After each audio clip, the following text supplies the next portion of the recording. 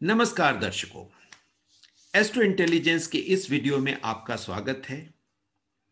आज की वीडियो में हम जानने का प्रयास करेंगे कि नक्षत्र जो कि हमें बताते हैं किसी भी प्लेनेट की फिक्स पोजीशन, नक्षत्र ये बताते हैं कि कौन सा प्लेनेट कौन सी क्वालिटीज के साथ आपके किस पर्टिकुलर भाव में बैठा है।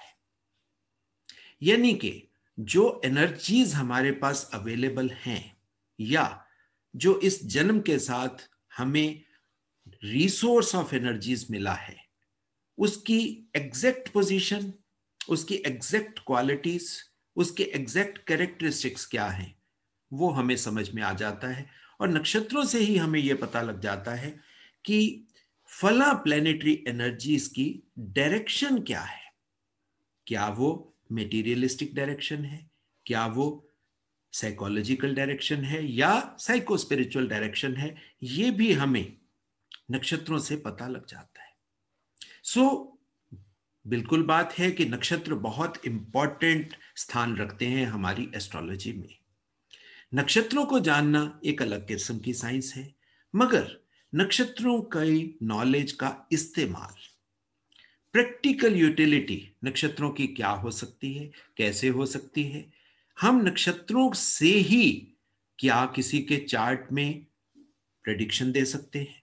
हालांकि मैं इस प्रेडिक्शन वर्ड के बहुत ज्यादा फेवर में नहीं हूं, क्योंकि प्रेडिक्शन का मतलब होता है कि हम बिल्कुल ऐसी बात कर रहे हैं जो एक तरीके से परमात्मा के मुंह से निकली हो, और ये बात कहीं ना कहीं ह्यूमन नहीं है। सो मैं इस वर्ड के फेवर में तो नहीं हूं। हां, जहां तक बात है नक्षत्रों के थ्रू पिन पॉइंट चीजों को जानने की, नक्षत्रों के थ्रू किसी के बारे में पिन पॉइंट चीजें बताने की, कि ये आज के डे में ये एक पॉसिबिलिटी हो सकती है। देखिए, वेग किसी के बारे में बताना कि आपकी लाइफ में ऐसा हो जाएगा, ऐसी पॉसिबिलिटी बन जाएगी, आपको इस फला पीरियड में सुख मिल जाएगा, ये बहुत इजी और कॉमन बात है। बहुत एग्जैक्ट प्रेसाइज तरीके से ये बताना कि आज की डे में, जैसे आप सब एस्ट्रोलॉजी में हैं, आपके पास भी क्लाइंट्स आएंगे। हो सकता है कि आपके पास कोई स्टॉक ब्रोकर आ जाए और वो कहे कि सर जी आज बताइए कि आज मेरे को कि क्या प्रॉफिट मिलेगा या नहीं मिलेगा। ये बड़ा स्पेसिफिक सा क्वेश्चन है, और ऐसे स्पेसिफिक क्वेश्चन के आंसर आजकल वीडियोस में छोड़ो किसी भी जगह से आपको नहीं मिलते। हर आदमी अपने तरीके से, जिसको कहते हैं हिट एंड ट्रायल मेथड, इस्तेमाल करता है। मगर आज की वीडियो में हम जानने का प्रयास करेंगे कि हिट एंड ट्रायल नहीं, अगर कोई साइंस है तो उसके एग्जैक्ट यूटिलिटी हमें पता होनी चाहिए। और आज हम वो ही जानने का प्रयास करेंगे कि नक्षत्र साइकिल को यूज करके हम कैसे आगे बढ़ सकते हैं। अब एक चीज यहां पर दर्शकों मैं आपको बता दूं कि जो हमारी दशा सिस्टम है ये भी नक्षत्रों पे बेस्ड है। अब आप देखिए नक्षत्रों की इंपॉर्टेंस, आपकी प्लेनेटरी एनर्जीज की फिक्सेशन नक्षत्रों में, आपकी दशा पीरियड की फिक्सेशन वो भी नक्षत्रों से ही है। यानी कि आप समझ लीजिए कि जो एनवायरमेंट एक कालखंड यानी कि एक जीवन में किसी को भी मिलता है, उसको जानने में अगर किसी को नक्षत्रों की सही समझ हो तो वो बहुत अच्छे तरीके से उस चीज को जान सकता है, समझ सकता है। मगर डे टू डे इस्तेमाल, अब यहां पर एक बात होती है, जैसे हम कहते हैं कि नक्षत्र तो एक दिन का सब्जेक्ट है, मगर हम बात कर रहे हैं लाइफ की या लाइफ के इवेंट्स की। मगर दर्शकों आपको समझना पड़ेगा कि इवेंट जो कोई भी होता है वो एक दिन में या उस क्षण में होता है, और उस क्षण में उस इवेंट की रेलेवेंस या उसकी अकरेंस को समझना, ये हम नक्षत्रों के थ्रू ही पॉसिबल कर सकते हैं। और आज की वीडियो में हम वो तरीका समझने का प्रयास करेंगे, उस मेथडोलॉजी को समझने का प्रयास करेंगे कि जो हम नक्षत्रों से डेराइव कर सकते हैं। एक हमारे पास सिस्टम अवेलेबल है और वो है नवतारा चक्र का। अब नवतारा चक्र का इस्तेमाल क्या हम प्रैक्टिकल यूटिलिटी के साथ कर सकते हैं? आज की वीडियो में पहले तो हम इस चीज को समझेंगे, बाकी उसकी रेलेवेंस की जो बात मैंने करी है वो रेलेवेंस हम एंड में देखने का प्रयास करेंगे कि whether that thing is relevant actually और नॉट। अब नवतारा चक्र हमारे पास एक मेथोडोलॉजी अवेलेबल है। अब नवतारा चक्र है क्या, इस चीज को पहले जान लेते हैं। एक मैंने आपके लिए प्रेजेंटेशन बनाई है, सो उस प्रेजेंटेशन के माध्यम से आप सब समझ जाओगे कि एक्चुअल में नवतारा चक्र क्या है। सो शुरू करते हैं। व्हाट इज नवतारा चक्र? नवतारा चक्र, it is derived from two names, नव एंड तारा। नव का मतलब होता है, ये हिंदी नाम कह लीजिए, संस्कृत नाम कह लीजिए, नव का मतलब है 9, 9, और तारा का मतलब है दैट इज ए स्टार। ये नव तारा, 9 स्टार्स, और वैसे भी आप सब जानते ही हो कि हमारे प्लैनेट्स भी 9 हैं, और प्लैनेट के साथ जो नक्षत्रों के सेट अवेलेबल है हमारे पास वो कितने हैं, क्योंकि 27 नक्षत्र है, उसमें सेट 3 ही है, और 3 सेट में 9 प्लैनेट्स 3 बार आ जाते हैं। सो नवतारा चक्र is the science of using 27 nakshatras in 3 groups of 9 star each for practical purposes. Practical purpose के लिए जो यूज करने की साइंस है, जिसमें हम नक्षत्रों के 27 जो हमारे पास अवेलेबल नक्षत्र हैं उनके 3 सेट, जिसमें 3 बार आपको 9 नक्षत्र मिलेंगे, उस सेट को, साइंस को यूज करने का जो एक सिस्टम है, वो जो मेथोडोलॉजी है दैट इज नवतारा चक्र। अब इसको समझने के लिए आपको थोड़ा सा स्टोरी लाइन जरूर समझनी पड़ेगी कि ये नवतारा चक्र कैसे बना। एक पौराणिक कथा है, स्टोरी है जो पुराणों से ली गई है कि Tara the daughter of Prajapati Brahma, who is the creator of this universe, is the goddess of spiritual splendor, is wife of Brihaspati, that is Jupiter, who is lord of knowledge. Brihaspati की वाइफ है तारा। तारा कौन है? प्रजापति ब्रह्मा की बेटी है। और ये गॉडेस किस चीज की है? स्पिरिचुअल स्प्लेंडर की। अब आप देखिए, जुपिटर के साथ, जुपिटर तो नॉलेज के देवता हैं, हम सब जानते हैं, और उनके साथ जो उनकी वाइफ है वो स्पिरिचुअल स्प्लेंडर, यानी स्पिरिचुअलिटी है, साथ में स्प्लेंडरिज्म भी है। बड़ी चीजें पड़ी हैं, मटेरियल चीजें भी पड़ी हैं। सो अब ये जो कॉम्बिनेशन है, इस कॉम्बिनेशन को स्टोरी लाइन आगे क्या कहती है? Tara was kidnapped by Chandra, that is moon या मनस कह सकते हैं हम उसको, on the dark night of Amavas, that is 15th कृष्ण तिथि, अंधेरे वाला पार्ट। चंद्रमा के 2 पार्ट होते हैं, एक उजाले वाला पार्ट, एक अंधेरे वाला पार्ट, यानी ये कृष्ण पक्ष की बात हो रही है। तो कृष्ण पक्ष की 15th तिथि, यानी जिसको हम कहते हैं अमावस, darkest night, Chandra could not come out in a day, so he hid himself in trees during day and had relations with Tara in night, resulting in birth of illegitimate child called Mercury. ये आप सब जानते हो, ये stories मैं अपनी videos में आपको पहले कई बार बता चुका हूं कि चंद्रमा और तारा के संगम से एक इलेजिटिमेट चाइल्ड, जिसको हम मरकरी यानी बुध के नाम से जानते हैं, वो पैदा हुआ। अब ये टोटल रिलेशन, जो ये टोटल बातचीत है, ये रात के समय है, क्योंकि चंद्रमा तो रात को ही आता है, या चंद्रमा हम ये कह सकते हैं कि रात को ही एक्टिवेट होता है। दिन के टाइम तो सूर्य का टाइम है, तो चंद्रमा वहां पे तो दिखाई नहीं दे सकता या इनकैपेसिटेटेड हो जाता है। Chandra once made to understand his mistake, जब चंद्रमा को बताया गया कि भाई आपकी ये गलती है, आप बृहस्पति की वाइफ को लेकर आए हो, ये अच्छी चीज नहीं है, जब उसको समझ में आया, then he agreed to release Tara at the end of Amavasya, तो उसने अमावस के एंड पर तारा को छोड़ दिया, मगर तब तक मरकरी का जन्म हो चुका था। But the moment is called Amanta. जिस मोमेंट चंद्रमा ने तारा को छोड़ा, वो जो मोमेंट है उसको बोला जाता है अमंत, यानी कि विदाउट मनस।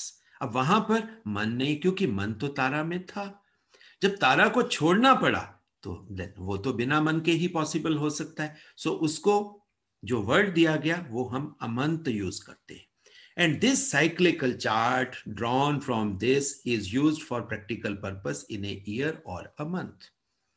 और इस जो तारा का जो सिस्टम यानी यहां से डिराइव हुआ, जो अमंत से शुरू हुआ, अमावस से शुरू हुआ, उससे जो साइकिल बना, उस साइकिल को हम प्रैक्टिकल पर्पस महीने के लिए या साल के लिए यूज करते हैं। ये जो बात सारी स्टोरी मैंने बताई है, ये कहीं ना कहीं शास्त्रों से ही ली गई चीजें हैं। अब हम जानने का प्रयास करेंगे कि ये जो नवतारा चक्र है ये क्या है, कैसा है, हम इसमें क्या क्या चीजें देखते हैं। So moon's ascending constellation at the time of birth is called जन्म नक्षत्र। अब देखिए हमारी एस्ट्रोलॉजी में ascending planet, ascending movement, ascending constellation, अब ये जो चीज है, कोई भी चीज जो राइज हो रही है इन द ईस्ट वो असेंडिंग है, वो चाहे प्लेनेट है या कॉन्स्टेलेशन है। अब आप देखिए, अब ये जो चीज है उसको हम जन्म के साथ रिलेट कर देते हैं। ये आपकी जन्म राशि है, ये आपका जन्म नक्षत्र है।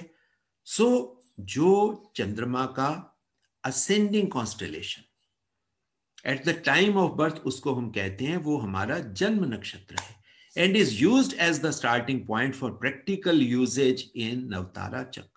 शुरुआत हम चंद्रमा के नक्षत्र से ही करते हैं, या दूसरे शब्दों में कह लीजिए जन्म नक्षत्र से करते हैं। अब जन्म नक्षत्र क्या है, जन्म नक्षत्र से हमें क्या पता लगता है, ये आपको मैं बताने की कोशिश करता हूं। सबसे पहला नक्षत्र जन्म नक्षत्र है जिसका संबंध हमारे चंद्रमा की प्लेसमेंट से है। आप अपने चार्ट में चंद्रमा को देखिए, चंद्रमा के साथ जो भी नक्षत्र एसोसिएट होता है वो आपका जन्म नक्षत्र है।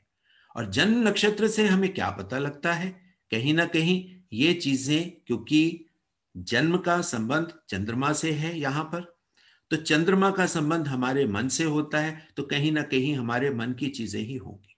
इसके लिए मैं दर्शकों आप सबको आसान तरीका बताता हूं। अपनी कुंडली को या तो आप रोटेट करके चंद्र कुंडली बना लीजिए, या चंद्र कुंडली आप नहीं बना सकते हैं, इसको आप असेंडेंट में बिठा लीजिए, फिर आपको ये जो नवतारा चक्र है ये आपको बहुत आसानी से समझ में भी आ जाएगा। सो जब चंद्रमा हमारे लग्न में आ गया, ठीक है, वहीं से हमारी शुरुआत हो रही है, तो जो पहला नक्षत्र बना वो हमारा जन्म नक्षत्र बना, उसका संबंध हमारे चंद्रमा से है।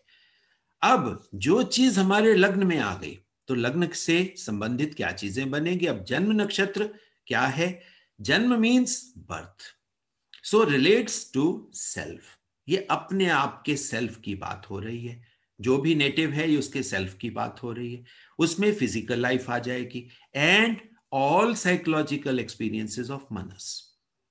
आदमी जो भी मन के रिलेशन में जो भी उसको साइकोलॉजिकल एक्सपीरियंसेस लाइफ में मिलेंगे वो सब हम यहां से जान सकते हैं, समझ सकते हैं कि कौन सा नक्षत्र है। किसी का भी जन्म नक्षत्र कोई हो सकता है, उससे हम समझ सकते हैं कि एक आदमी कैसी कोड्स लेकर पैदा हुआ। देखिए अब ये जेनेटिक कोड ही है हमारे, जेनेटिक कोड नक्षत्र से हमें पता लग जाता है कि ये क्वालिटीज, ये कैरेक्टर्स लेकर आदमी पैदा हुआ। अब उसके बाद जो सेकंड नक्षत्र है आपके जन्म नक्षत्र से आगे, अब ये बहुत से दर्शक यहां पर कंफ्यूज होते हैं, जी आगे हम क्या देखेंगे, कैसे देखेंगे। इसके लिए आपको नक्षत्र के सिस्टम को समझना पड़ेगा। यानी कि जो 27 नक्षत्र हैं इसकी 3 डिविजन्स हैं, तीनों डिविजन्स को आप शुरुआत करिए। सबसे पहले केतु का नक्षत्र आ रहा है, केतु के बाद वीनस का नक्षत्र आ रहा है। अब आप नक्षत्रों को समझिए। अब ये जो 9 सेट मतलब यानी कि आपका एक बना, जो भी उससे आगे वाला नक्षत्र होगा, यानी कि अश्विनी के बाद भरणी, रेवती के बाद अश्विनी, अब आप समझिए उससे आगे का जो नक्षत्र होगा, या जिसको हम कह सकते हैं सेकंड, जो सेकंड नक्षत्र होगा वो होगा, उसको हम कहेंगे संपत नक्षत्र। शास्त्रों में इसको यही वर्ड दिया गया है, संपत। और संपत वर्ड निकला कहां से, ये संपत्ति से या संपदा से निकला है। It means wealth acquisition, growth and anand. It has Venetian flavor of love, beauty and splendorous show off. यहां पर लव भी है, शुक्र की चीजें हैं, ब्यूटी है, खूबसूरती है, और स्प्लेंडरस शो ऑफ यानी कि अपने वैभव को दिखाना भी यहां पर है. It assures luxury, good fortune, prosperity and riches. कहीं ना कहीं आपके जहन में भी यह बात आएगी कि इसका रिलेशन कहीं ना कहीं हमारे सेकंड भाव से है. बिल्कुल आप इस बात को सही समझ रहे हो. ये जो जन्म तारा या नवतारा चक्र का सिस्टम है, ये कहीं ना कहीं हमारे हॉरोस्कोप के उन्हीं भावों से संबंधित है कि पहला भाव हम हैं, दूसरा भाव हमारी संपत्ति का है, वीनस का है, वेल्थ का है. अब वही चीजें आपको यहां पर मिलेगी. सेकंड नक्षत्र कौन सा हुआ? सेकंड नक्षत्र हुआ आपका संपत. तीसरा नक्षत्र है दैट इज विपत. वहां पर संपत था यानी कि बराबरी की बात थी. अब यहां पर विपत का मतलब है विपत्ति, ऑपोजिशन. विपत्ति means difficulties, adverse situations, struggles, hindrances and stresses of life which results in materialistic problems. जो भी आपको काम करने में डिफिकल्टीज महसूस होती हैं, जो भी आपके सामने स्ट्रगल्स आ रही हैं, कोई एडवर्स सिचुएशंस आ रही है, काम करने में रुकावट आती है, ये सारी की सारी चीजें ये आपकी विपत्तियां हैं जो आपके सामने खड़ी हो जाती हैं. अब तीसरा नक्षत्र अगर हम सपोज करिए किसी का जन्म नक्षत्र रेवती है, तो उसका पहला नक्षत्र क्या हुआ? जो सेकंड नक्षत्र, पहला नक्षत्र तो रेवती हो गया, वो उसका जन्म नक्षत्र हो गया. और अगर उसके चार्ट में दूसरा नक्षत्र अश्विनी पड़ा है तो वो अश्विनी उसका संपत्ति का नक्षत्र हो जाएगा. और अगर उसके चार्ट में भरणी भी है तो भरणी उसके लिए विपत्ति का नक्षत्र हो जाएगा. अब आप इस तरह समझ लीजिए कि इसको आपको कैसे देखना है, कैसे समझना है. मगर साथ साथ आप ये भी समझिए कि कौन सा नक्षत्र अगर है तो उसके पीछे हिडन मीनिंग उसका क्या है. अब हम तीसरा नक्षत्र है दैट इज विपत. विपत के बाद जो चौथा नक्षत्र है वो है क्षेम. अब क्षेम का मतलब क्या होता है? सुख. ये कहीं ना कहीं हम सुख स्थान की ही बात कर रहे हैं, सुख के भाव की ही बात कर रहे हैं. सुख, ease, wellbeing, comfort, prosperous disposition, disease free happy status. Ease है तो यहां पर डिसीज तो हो नहीं सकती. It has to be free from that dis-ease. So, Kshem means Sukh.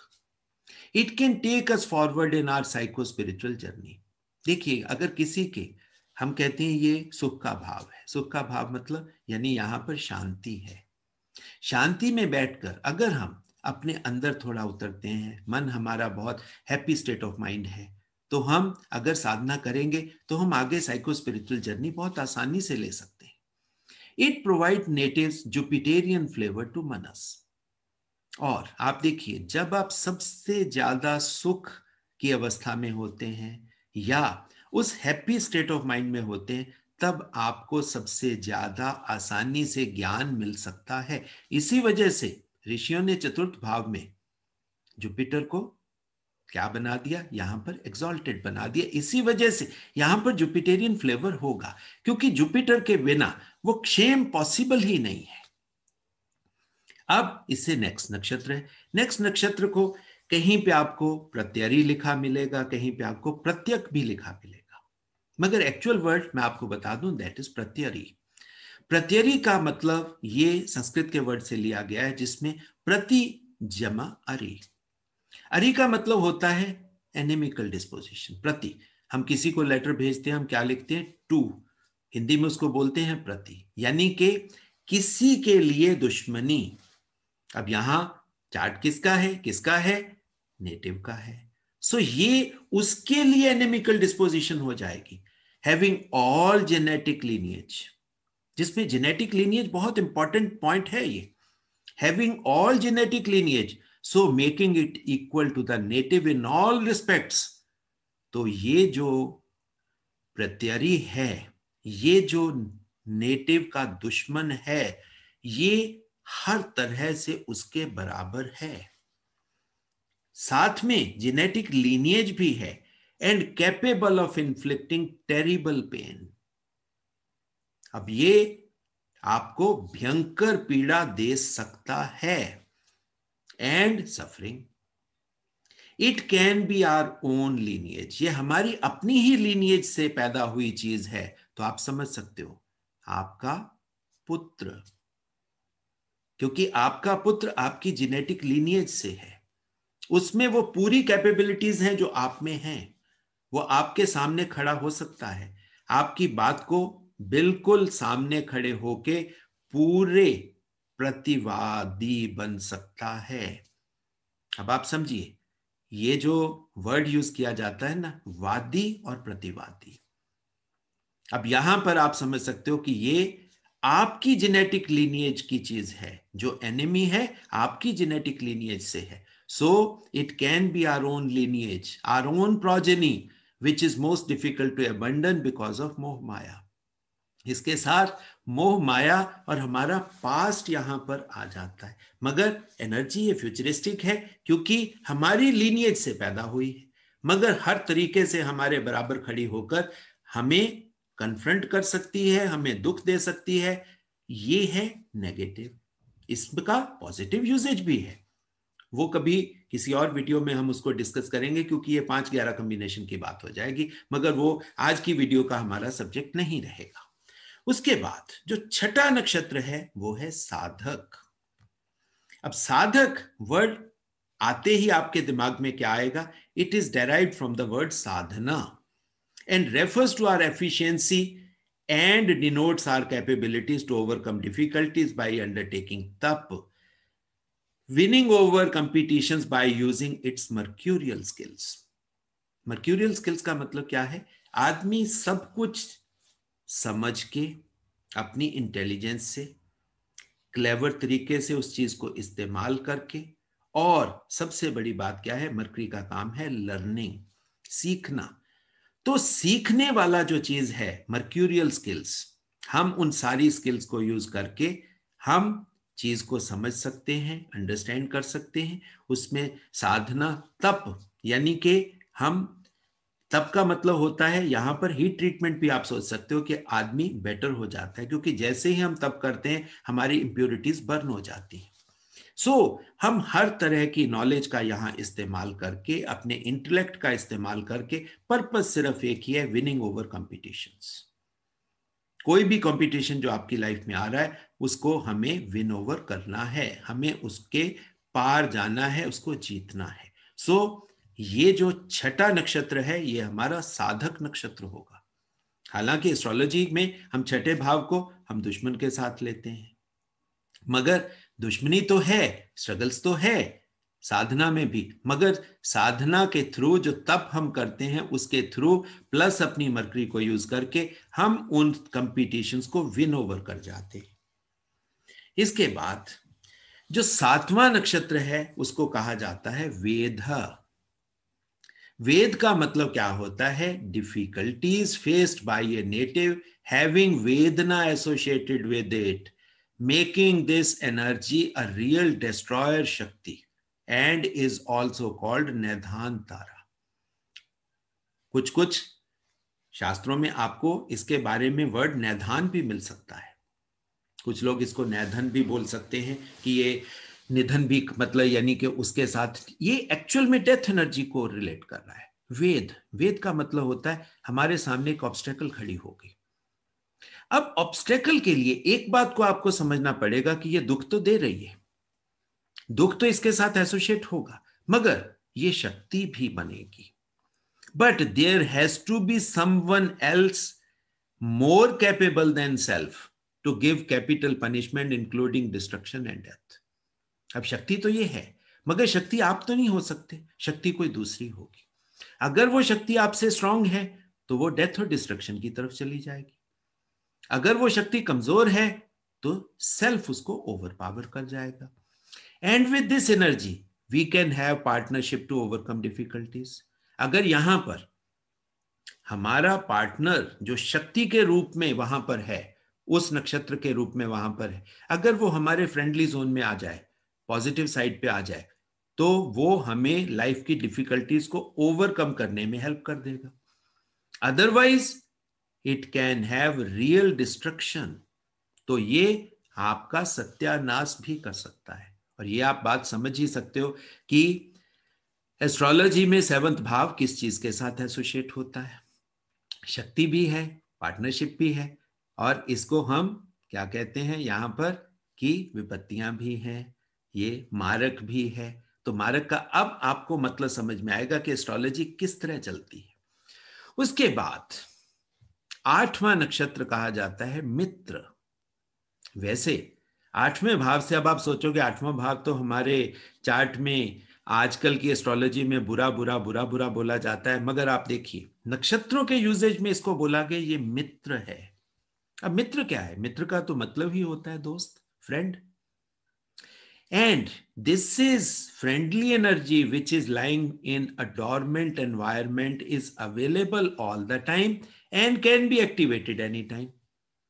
आपका दोस्त तो देखिए, दोस्त है वो अपने घर में है, पड़ा है, डॉर्मेंट सिचुएशन में है, उसको कभी भी बुलाया जा सकता है, उसको कभी भी एक्टिवेट किया जा सकता है।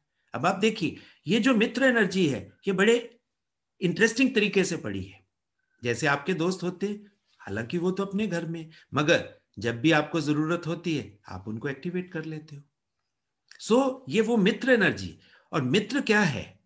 जो हमारे एस्ट्रोलॉजी में पुराणों में आपको ये बातें मिलेंगी कि मित्र इज एन आदित्य, ये एक आदित्य है, अ सोलर एनर्जी रिसोर्स, यानी कि सूर्य से, आदित्य सूर्य का भी दूसरा नाम भी है, यानी कि ये सोलर एनर्जी का रिसोर्स है which is available to you, indicating energy to raise atman powers from Muladhara. अब ये कहीं ना कहीं मूलाधार चक्र की बात भी होती है। और आप देखिए आपके 8वें भाव में मूलाधार चक्र पड़ा है, और मूलाधार चक्र में हम मनस यहां पर बिल्कुल मिनिमम होता है, क्योंकि जब आपने अपने मित्र को ही एक्टिवेट कर लिया तो आपको तो यहां पर डेबिलिटेट होना है। तो यहां पर मन डेबिलिटेट होगा तो वो मित्र जागृत होगा, और मित्र के जागृत होते ही आपकी कुंडलिनी पावर्स आपकी जागृत हो जाएंगी, आपका मूलाधार एक्टिवेट हो जाएगा। Once activated this friendly energy can be used to overcome strongest enemies. अगर आपने अपने अंदर उस शक्ति को जगा लिया जो आपके अंदर पड़ी थी, तो आप बड़ी से बड़े डिफिकल्टीज, बड़ी से बड़ी बीमारियां और बड़े से बड़े अंधकार को के ऊपर भी विजय प्राप्त कर पाओगे। अब आप देखिए हमारे एस्ट्रोलॉजी में 8th भाव को कैसे लिया जाता है, और नक्षत्रों में उसी 8th नक्षत्र को कैसे यूज किया गया ऋषियों द्वारा। यहां पर आपको रियल ऑथेंटिक नॉलेज की बात हो रही है। यहां पर वो बातें नहीं हो रही कि जी हम यहां पर सिर्फ नेगेटिव नेगेटिव डराने वाला कि 8th भाव तो जी बुरा है, 8th भाव बुरा है, इससे ये हो जाएगा, ऐसा कुछ नहीं। अब यहां पर ये मित्र एनर्जी है आपकी। अब आखिरी एनर्जी या आखिरी नक्षत्र जो है उसको बोला जाता है अति मित्र।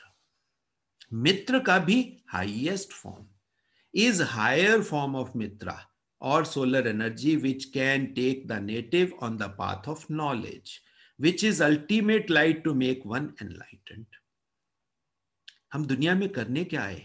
जहां पर भी अंधकार होता है हम कहते हैं वहां प्रकाश जला दो। और प्रकाश किससे जलता है? वो तो फायरी एनर्जी से ही जलेगा, अग्नि से ही जलेगा, साधना से जलेगा, तप से जलेगा, तभी वो प्रकाश पैदा होगा। और प्रकाश जब पैदा हो जाएगा तो वहां पर जो अंधेरा है वो छट गया, तो हमें वो चीज दिखाई दे गई। और दिखाई देने का मतलब कि हमें वहां की नॉलेज मिल गई। अब ये बात क्या हो गई? It imparts it a divine Jupiterian flavour. 9th भाव के साथ वैसे भी आप सब समझते हो कि ये जुपिटेरियन फ्लेवर की ही बात हो रही है। सो जैसे ही जुपिटेरियन फ्लेवर किसी को मिलता है, आपका मूलाधार एक्टिवेटेड है, आपकी सोलर एनर्जी एक्टिवेटेड है, अंधकार अब खत्म हो रहा है, तो वो ज्ञान जो आपको मिलेगा उस अंधकार के छटने से वो आपके लिए अति मित्र होगा। अब आप देखिए ऋषियों ने कितने खूबसूरत तरीके से वैदिक नॉलेज यहां पर नवतारा में डाल दी, मगर इस नवतारा को हम यूज बहुत कम करते हैं, क्योंकि आजकल हो क्या रहा है, रियल नॉलेज से लोग भागते हैं। लोगों को तुरंत फुरत रिजल्ट्स चाहिए कि जी बस हमें यह बता दो कि आज होगा क्या। ये नहीं कि हम जाने इस चीज को कि अगर आज होगा, कुछ भी होगा, तो वो कैसे होगा और क्यों होगा। और मेरे पास इन्हीं क्वेश्चंस की भरमार होती है कि सर अगर कोई चीज हो रही है तो उसके पीछे लॉजिक क्या है, और मैं उन्हीं लॉजिक्स के ऊपर काम करना और बात करना पसंद भी करता हूं। अब आप समझ सकते हैं कि ये जो नवतारा चक्र के 9 नक्षत्र मैंने आपको बताए, ये क्या है, और इसका तरीका भी मैंने आपको बता दिया कि उससे आगे वाला नक्षत्र नेक्स्ट नक्षत्र होगा। जन्म के बाद संपद, संपद के बाद विपद, विपद के बाद क्षेम।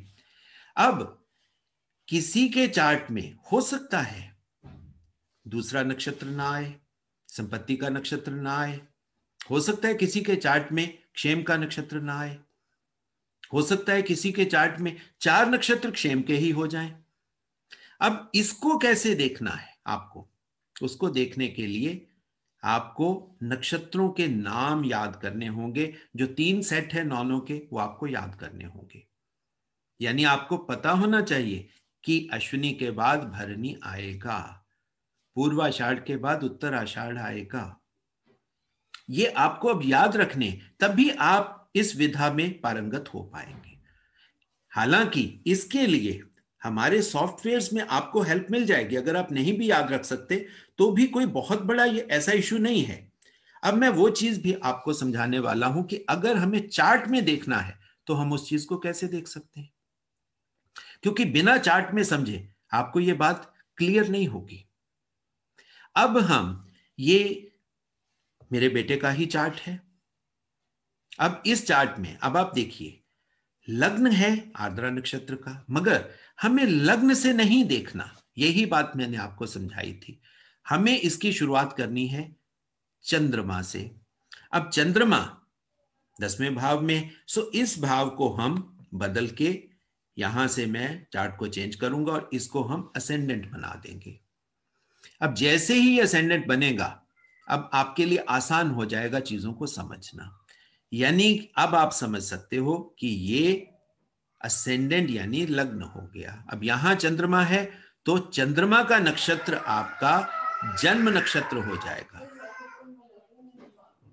चंद्रमा का नक्षत्र जन्म नक्षत्र आपका हो जाएगा। और उसके बाद जैसे ही हम अगले नक्षत्रों को देखेंगे हम उसको लेबल कर सकते हैं। अब चंद्रमा का नक्षत्र यहां पर क्या है, वो है रेवती।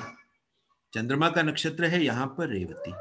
बाकी नक्षत्रों को सॉफ्टवेयर आपकी हेल्प कैसे करेगा, अब आप उसको मैं आपको समझाता हूं। ये आप यहां पर ट्रांजिट वाले मतलब इस कॉलम में जाइए। जैसे ही आप ट्रांजिट को क्लिक करेंगे आपके सामने ये विंडो खुल जाएगी, जिसमें आपके सारे नक्षत्र आपके बताए हुए हैं कि चंद्रमा देखिए ये जन्म का नक्षत्र है, सूर्य यहां पर प्रत्यरी या प्रत्यक में है, मार्स यहां पर क्षेम में है, मरकरी यहां निधान में है, जुपिटर संपत में है, वीनस साधना या साधक है, सैटर्न जन्म है, राहु यहां पर परम मित्र है और केतु यहां पर क्षेम है। अब ये भी मैं आपको बता दूं कि आपको इस सेट को कैसे देखना है। जैसे आपने देखा आपके चार्ट में सेकंड नक्षत्र, जैसे रोहिणी सॉरी अश्विनी के बाद भरणी आएगा, भरणी उसका सेकंड नक्षत्र हो गया। तो 2 के बाद अगर आपका 11वां नक्षत्र भी आ रहा है किसी के चार्ट में तो वो भी उसका संपत्ति का हो जाएगा। और 11 के बाद 9 और ऐड कर लीजिए, 20 20 नंबर का नक्षत्र भी आपका संपत्ति का ही नक्षत्र होगा। सो 2 11 20, इसी तरीके से 3 12 और 21। आप ये अपने आप एडअप कर सकते हो इस चीज को समझने के लिए कि ये कैसे हमें देखना है। तो जब आपने नक्षत्रों को फिक्स कर लिया, अब आपको समझ में आ गया कि आपके चार्ट में कौन सा प्लैनेट किस तरह के नक्षत्र के फ्लेवर में है। ये तो हो गई आपकी परमानेंट फिक्सेशन। परमानेंट फिक्सेशन से जैसे हम सिंपल एक चीज को लेते हैं, जन्म नक्षत्र का जब हमने यहां देखा तो जन्म से वो तो हमारा चंद्रमा का ही हुआ, मगर उसके बाद हमने देखा जुपिटर संपत यानी कि उसके बाद का नक्षत्र है। अब आप इसको वापसी जाके समझ भी सकते हैं। चंद्रमा है रेवती में, तो उसका नेक्स्ट तो अश्विनी होना चाहिए, तो जुपिटर तो अश्विनी में ही है। आप उधर से उल्टा भी समझ सकते हो और सीधा समझना चाहते हो तो सीधा भी समझ सकते हो। पहले आपने इनको अच्छे ढंग से लेबल कर लिया, समझ लिया। अब इसका प्रैक्टिकल यूजेज मैं आपको बताता हूं कि आपको कैसे देखना है, इसका इस्तेमाल कैसे करना है। अब सपोज करिए आज की ट्रांजिट की हम बात करते हैं। आज की ट्रांजिट में हम चलते हैं। ट्रांजिट में चलने से क्या होगा, अब हम याद कर लें कि कौन सा। अब जुपिटर, अब आपको पता है कि संपत नक्षत्र में है, जुपिटर संपत है। अब हम आज की ट्रांजिट को देखते हैं। ये लीजिए, हमने ट्रांजिट कैलकुलेशन देखी। अब ट्रांजिट कैलकुलेशन में अब आप देखिए जुपिटर कहां चला गया, जुपिटर चला गया उत्तर आषाढ़ में। जुपिटर कहां चला गया, उत्तर आषाढ़ में। चंद्रमा कहां चला गया, धनिष्ठा में। अब चंद्रमा था रेवती में, अब पहुंच गया धनिष्ठा में। अब रेवती से धनिष्ठा का नंबर आप निकालिए। दूसरी, जैसे मतलब मैंने बताया कि अश्विनी से, अगर हम जुपिटर की बात करें, अश्विनी से आप नंबर निकालिए उत्तर आषाढ़ का, और फिर देखिए कि वहां पे आपका कितने नंबर का नक्षत्र बनता था। आपको यह समझ में आ जाएगा कि वो एनर्जी आपकी फेवर की है। क्षेम की एनर्जी बनेगी, आपके संपत की एनर्जी बनेगी। कैसी एनर्जी बनेगी, उस नंबर के साथ। और दूसरी चीज अब मैं आपको बता दूं, अब नक्षत्र ट्रांजिट में है तो पर्टिकुलर कोई दूसरा, अब आपको उस एनर्जी के साथ उसका रिलेशन बना लेना है और ये देखना है कि वो ट्रांजिट कौन से भाव में है। यानी कि अब जैसे हम मून और जुपिटर की ही बात कर रहे थे, तो मून और जुपिटर एक ही भाव में आ गए, तो ये आपके लिए आसान कॉम्बिनेशन हो गया। अगर सपोज करिए ये इससे तीसरे भाव में चले जाते, ये मैं आपको फॉर एग्जांपल समझा रहा हूं, एग्जैक्ट नहीं मैं बात कर रहा हूं, कि अगर सपोज करिए चंद्रमा से जुपिटर का नक्षत्र ट्रांजिट में उसके तीसरे भाव में चला गया। अब आप आसानी से समझ सकते हो कि हालांकि जुपिटर चंद्रमा के लिए क्या है, ये संपत्ति का नक्षत्र था, अब वो चला गया उसके तीसरे भाव में, तो तीसरा भाव तो आप समझ सकते हो कि डिफिकल्टीज का है। सो आप कह सकते हो कि भाई आज के दिन तुम्हें संपत्ति के मामले में डिफिकल्टीज आएंगी। देखिए कितने आसान तरीके से चीज को समझाया जा सकता है। इसी तरीके से अगर कहीं वो चौथे भाव में आ जाए, क्षेम के भाव में आ जाए, तो आप कह सकते हो कि भाई आज आपको संपत्ति से सुख मिलेगा। देखिए कितना आसान है ये, सिर्फ आपको थोड़ा सा मेहनत करके एक बार ये सारे नंबर्स, ये सारा नवतारा चक्र, ये आपको पूरा का पूरा समझ लेना है।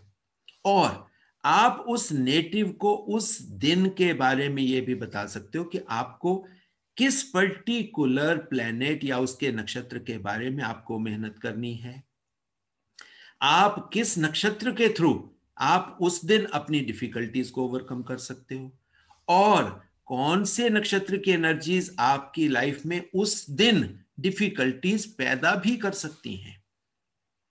अब आप देखिए कि नक्षत्रों से भी हम अपने जीवन को जी सकते हैं। इस नॉलेज को, इस विधा को समझिए, इसे अपने जीवन में उतारिए, और जब इसको जीवन में आप उतार लेंगे तो आपके लिए एस्ट्रोलॉजी बहुत आसान लगेगी, बहुत सिंपल हो जाएगी।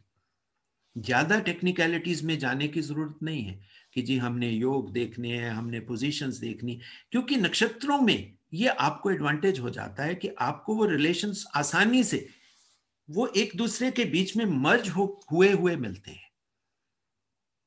क्योंकि जैसे ही हमने देखो ये समझा कि यहां पर जन्म और संपत्ति का नक्षत्र एक ही भाव में आ गए, तो बहुत आसान हो गया। हम कह सकते हैं कि भाई आज की डे में अगर आप थोड़ी सी भी एफर्ट करोगे, क्योंकि साथ में शनि भी है कि यानी आज जो भी कर्म करोगे उससे आपको संपत्ति मिलने का योग बन सकता है। अब आप देखिए कितना आसान तरीके से आप बात करोगे ये, मगर जब हम इसको नहीं समझेंगे या हम इसको तोड़ मड़ोड़ के समझने का प्रयास करेंगे तो वहां पर आपको कंफ्यूजन जरूर आएगी। मैं ये चाहता हूं कि आप सबसे पहले अपना चार्ट बनाएं, नक्षत्रों को देखें कौन कौन से नक्षत्र हैं, कौन से नक्षत्र एक दूसरे से कौन सा संबंध बना रहे हैं नवतारा चक्र का, और उस नवतारा चक्र के संबंध को आप याद कर लें।